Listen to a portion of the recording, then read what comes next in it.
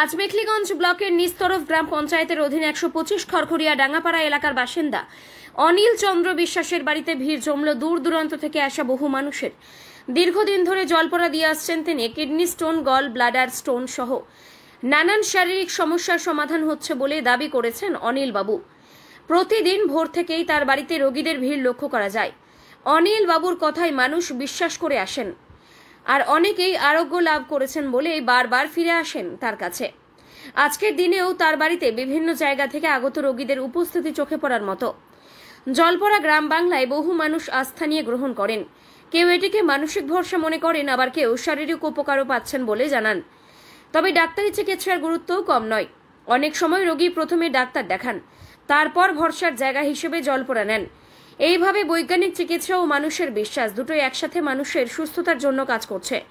এই জলপড়া চিকিৎসা নিয়ে কি বললেন অনিল বাবু এবং বিভিন্ন জায়গা থেকে আগত রোগীরা, চলুন শুনে নেওয়া যাক তাদের বক্তব্য। দাদা, কি নাম আপনার? অনিল চন্দ্র বিশ্বাস। আপনি দেখি আপনার বাড়িতে প্রচুর লোকের সকাল সকালে ভিড় হয়, কিসের ভিড় হয়, কিসের জলপড়া দেন আপনি? এটা হইল যে মানুষের ব্লাডার বা কিডনি যে পাথর হয়, ওটা ইংরেজিতে কি বলে জানি না। যাই হোক, ওই পাথরের বিষয় আজকে 4-5 বছর ধরে আমি জলপড়াটা দিই। মানুষে অনেক উপকারী পাইছে। কেউ আজ পর্যন্ত বলে নাই যে আমার উপকার হয় নাই। সবাই উপকার পাইছে জলপড়াটা খাওয়ার পরে। পাথরটা থাকে না, জল হয়ে বাইরে হয়ে যায়।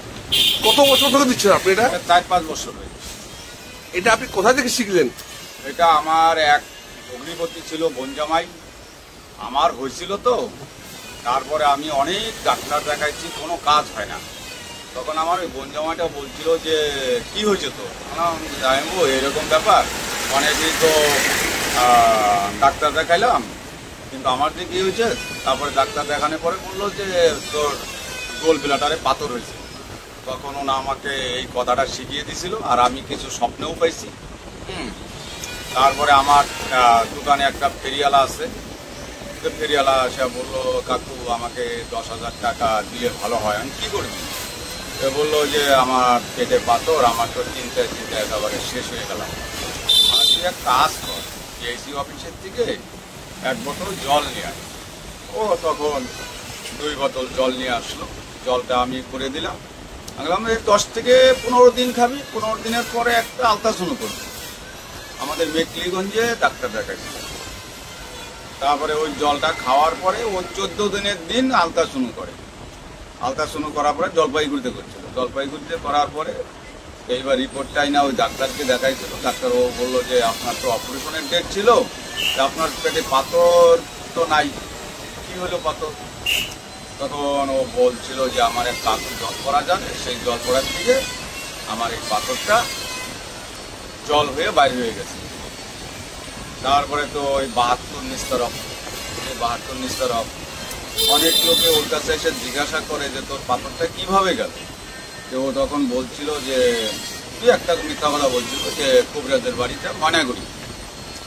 তখন আমাকে এসে বললো কাকু এরকম লোকে যে অনেক বিরক্ত করে, কি করবো? আমি তুমি এটা ভুল করতেছো। একটা লোক যদি উপকার পায়, তুমি কেন ওই কথাটা বলবো? তখন আমার নাম বলে, তখন 72 চরের থেকে ফার্স্ট 8-10 জন লোক আসে। প্রত্যেকেরই পেটে পাথর ছিল, তারা উপকার পাইছে। এইভাবে করে করে এর আত্মীয় ওর কাছে আছে, ওর আত্মীয় ওর কাছে, এরকম ফালাকাটা, মালদা, রায়গঞ্জ, কুচবিহার, ময়নাগুড়ি, ভোলবাড়ি, মলানি, মেখলিগঞ্জটা বাদ দেন, মেখলিগঞ্জ হলদিবাড়ি, এটা জলবাদ। হ্যাঁ, এইভাবে করে সবাই আস্তে আস্তে আস্তে আস্তে, যেমন ধূপগুড়ি, গাদং, ওইখানকেও লোক আসছে। যেমন জামালদা, পুরুলিয়া, ওইখান থেকেও লোক এসে অনেক বিভিন্ন নানান জায়গা থেকে লোক আসে।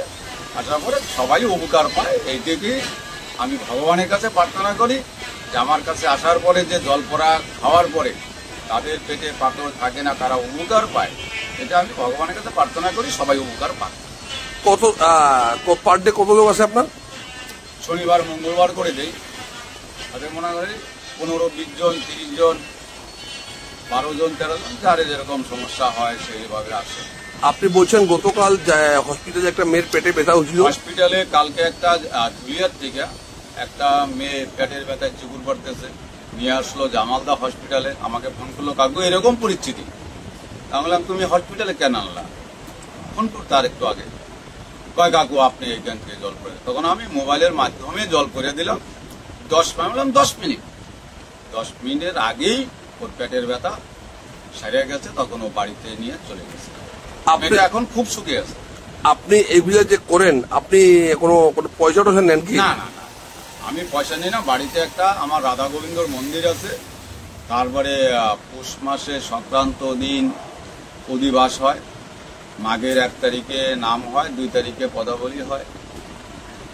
তা আমার একটাই প্রশ্ন, যে যা ভগবানের নামে যদি কেউ 5 টাকা 10 টাকা দান করে সেটার ভাব হলো আলাদা। তাছাড়া আমি পয়সা করি খাই। আচ্ছা, তা মানে এরকম মানে এটা মানে মানে 4-5 বছর থেকে করতেছেন মানে? আর এমনি মনে এটা মানে কোনো স্বপ্নে কিছু পাইছেন নাকি? ঠাকুরের প্রদান পাইছেন? একটা কথা হলো, আমি ভগবানের উপরে নির্ভর করে এই কাজটা করি। বাড়িতে যেহেতু রাধা কৃষ্ণর মন্দির আছে, তাকেই সম্পূর্ণ জিম্বা দেই যে তোর কাছে এই যে এই লোকগুলো আসছে যাতে ভালো হয়ে যায়। আপনাকে মানুষ কোথায় যোগাযোগ করবে, পাবে? আমার ফোন নম্বরটা ভাস্তাকে দিছিলাম ফোনে, 9002460920। আরো একবার বলেন নাম্বারটা। 9002460920। তা বাড়ি কোথায় আপনার? বাড়ি মেকলিগঞ্জ হসপিটালের পাশে ডাঙ্গাপাড়া বলে 125 খড়খড়ি।